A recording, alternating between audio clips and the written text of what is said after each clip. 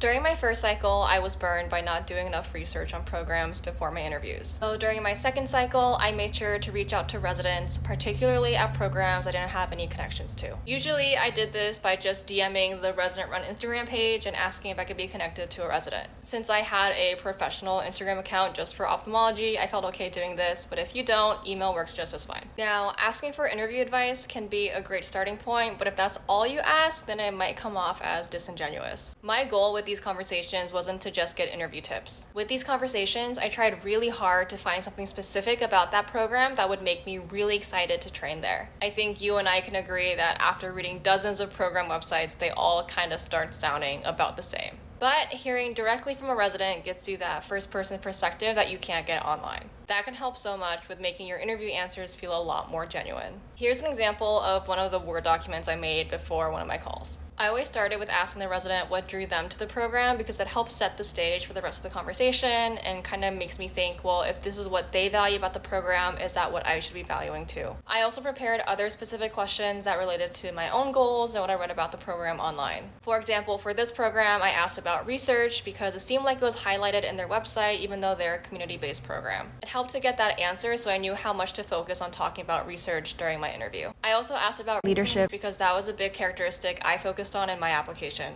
If there were any leadership opportunities I was interested in, I could then make a solid plan of how I wanted to tie in my interest to that specific offering during the interview. I asked about patient population too, because that could also be another area you can find fit if their patient population aligns with the patient population you want to serve in the future. Overall, my goals for these conversations were multifaceted but simple. Number one, I wanted to be personable and friendly, like someone they would actually enjoy working with. Two, I wanted to express my genuine enthusiasm for their program and wanted to learn more. Three, I wanted to identify specific program qualities that align with my story and my values. And finally, four, I would then ask for interview tips and advice on what kind of applicants stand out the most there. I feel like these resident conversations made a huge difference during my second cycle. They gave me specific talking points, helped me sound more authentic, and also gave me specific reasons as to why I was genuinely enthusiastic about their program, which I could then convey during my interview.